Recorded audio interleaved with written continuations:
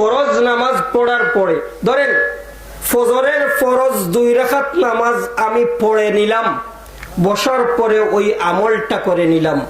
জোহরের 4 রাকাত ফরজ নামাজ আমি পড়ে নিলাম, বসার পরে আমি ওই আমলটা করে নিলাম। আসরের 4 রাকাত ফরজ নামাজ আমি পড়ে নিলাম, বসার পরে ওই আমলটা করে নিলাম। এই আমল করতে পারলে আল্লাহ তাআলা 4টা পুরস্কারে পুরস্কৃত করেন। 4টা পুরস্কার কি? 4টা পুরস্কারের মধ্যে প্রথম নম্বরের পুরস্কার হলো মহান আল্লাহ রব্বুল আলামিন পিছনের জিন্দেগির সমস্ত গুনাহগুলোকে মাফ করে দিয়ে দেন। 2 নম্বর পুরস্কার হলো মরণের পরে আল্লাহ তাআলা জান্নাতুল ফেরদাউসের উত্তরাধিকারী বানাইয়া দেন। 3 নম্বর পুরস্কার হলো আল্লাহ তাআলা ওই আমল করনেওয়ালা ব্যক্তির দিকে 70 বার নেক নজরে তাকাইয়া থাকেন। 4 নম্বর পুরস্কার হলো আল্লাহ তাআলা ওই আমল করনেওয়ালা ব্যক্তির 70টা হাজত পুরা করে দিয়ে দেন। এই আমলটা কি? আমলটা হলো প্রতিদিন ফরজ নামাজের পরে একবার সূরা ফাতিহা পাঠ করা, একবার আয়াতুল কুরসি পাঠ করা, একবার সূরা আলে ইমরানের 18, 19 নম্বর আয়াত এবং 26, 27 নম্বর আয়াত এইগুলা পাঠ করা।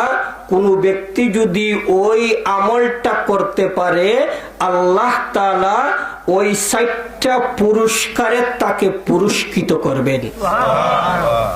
সূরা ফাতিহা আমরা জানি এই সূরা এমন একটা সূরা, কোন মানুষ যদি একবার পাঠ করে তাহলে আসমানি বড় বড় 4খানা কিতাব খতম করার সওয়াব আল্লাহ তাআলা তার আমলনামার মধ্যে দিয়ে দেন। তাওরাত কিতাব আমরা এখন পাইমু না, জবুর পাইমু না, ইনজিল পাইমু না। কোরআন আমাদের সামনে আছে, কিন্তু কোরআন খতম করতেও সময়ের দরকার।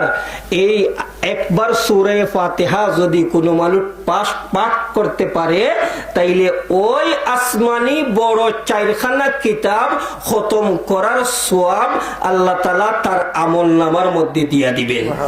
তাইলে কোনো মানুষ যদি 5 বার পড়ে, কোনো মানুষ যদি 10 বার পড়ে, শুধু তাই নয়, ওই সূরা ফাতিহার এক নাম হলো শিফা।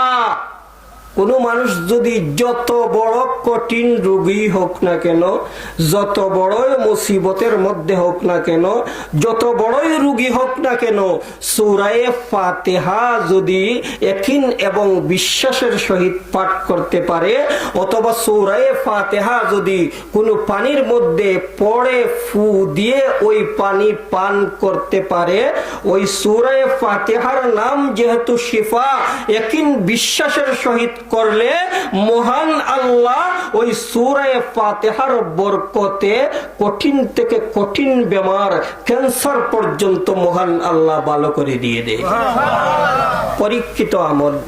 পরীক্ষিত আমল আমরা সকলেই জানি। এই বুজুর্গানে দিন, উলামায়ে কেরাম, আমরা ওই গুণই শেখ সাহেবের নাম আমরা শুনি। শেখ সাহেবকে আমরা দেখেছি, কয়েক বছর আগে মারা গেছেন গুণই শেখ সাহেব।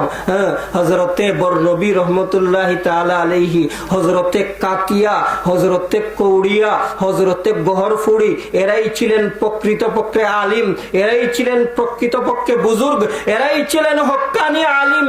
এদের দুলার কারণে আজও পর্যন্ত জমিনে আমরা চলাচল করতেছি।